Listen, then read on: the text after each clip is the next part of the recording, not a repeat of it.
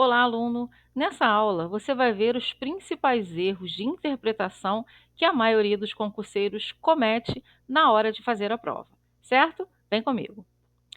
Primeiro deles, extrapolação. Esse é o mais comum, né? A famosa viagem. Quando o concurseiro tira informações que não estão ali no texto, nem expressas, nem subentendidas.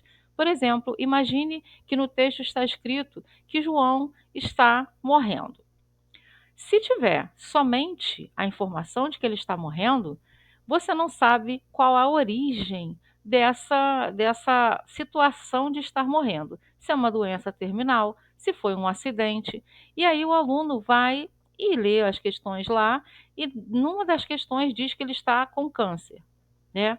Câncer, todo mundo sabe que é uma doença que mata, né, muito, e não sei nem como não encontraram ainda a cura para essa doença maldita, mas enfim, não estou aqui para criticar ninguém.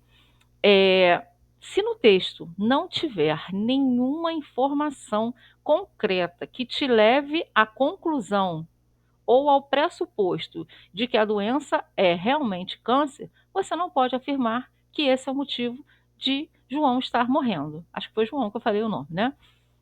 Então, cuidado com isso, ó.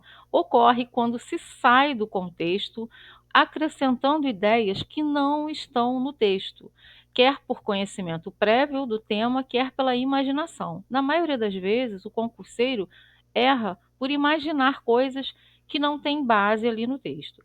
Tanto a compreensão quanto a interpretação têm de ter base no texto para que a gente chegue naquela informação.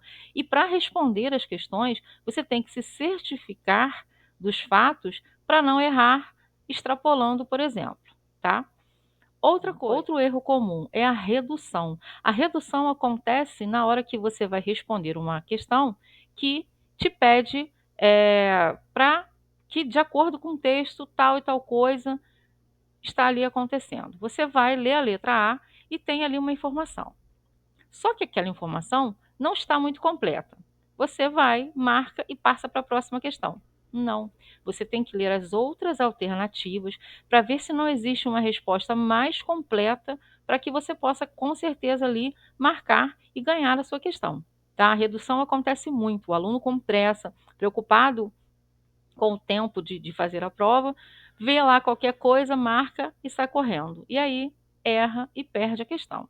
Então, ó, é o oposto da extrapolação.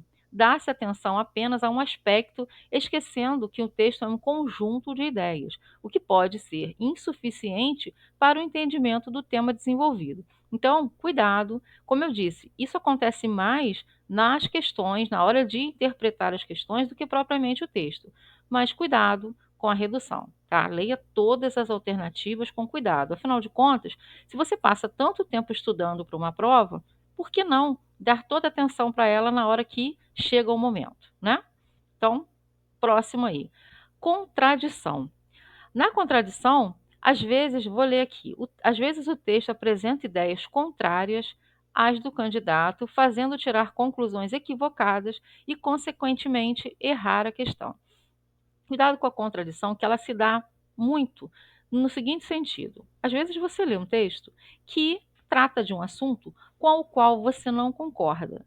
E aí a nossa mente, ela trai a gente em algum momento, ela sabota a gente em algum momento. Então, naquele momento da prova, vamos supor que seja um assunto do qual você tem aversão. E aí você acaba contradizendo na hora de responder o texto, na hora de responder a questão.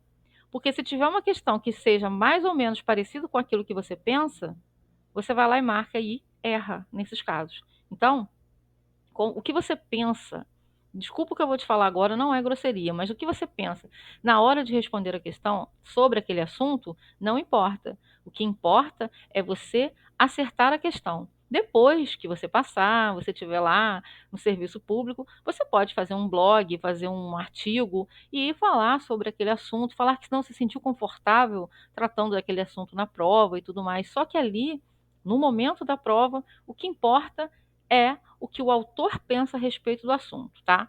Eu não estou aqui falando a respeito de coisas sobre preconceito. É muito difícil ler um texto que trata de um preconceito que a gente não tem. A maioria das pessoas tem um preconceito ou outro. Infelizmente, o ser humano é assim. Mas, por exemplo, eu não tenho preconceitos quanto a racismo, não sou homofóbica, nada dessas coisas. Quando eu leio um texto que agride um negro, quando que seja um texto racista, um índio também falando assim mal, eu me sinto desconfortável, eu não gosto. Claro, né, porque não concordo com aquilo, mas se eu estiver respondendo a uma questão, infelizmente eu tenho que responder de acordo com o que está ali, do que o texto está falando. Não estou dizendo também que as provas vão ter textos que sejam preconceituosos e tal. Estou dizendo apenas para que você se prenda nas ideias que estão ali no texto, beleza?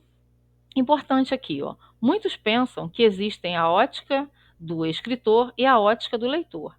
Pode ser que existam, mas em uma prova de concurso, o que deve ser levado em consideração é o que o autor diz e nada mais.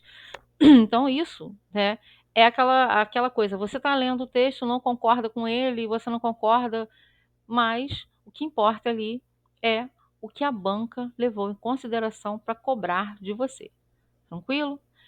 É, geralmente, a dificuldade na compreensão e na interpretação de textos, ela se deve à falta do hábito de leitura, né? Isso mesmo. Quem não lê tem dificuldades para interpretar. Então, desenvolva o hábito da leitura sempre. Que tal você estabelecer uma meta para você mesmo de ler pelo menos 10 minutinhos por dia? Mas não se perca lendo coisas insignificantes agora, nesse momento que você está se preparando para um concurso. Que tal você ler assuntos que tenham a ver com o órgão para o qual você vai trabalhar, que você tem sonho aí na sua cabeça, uma meta, né, de trabalhar. Ler coisas relevantes, ler notícias sobre o desenvolvimento, a economia do mundo e do nosso país, ou assuntos que sejam assuntos do seu interesse, sem ser fofocas e vidas de artistas, porque isso não vai cair na sua prova. Certo, pessoal? Na próxima aula, a gente vai falar sobre dicas para ler e interpretar melhor. Ok? Vejo vocês lá.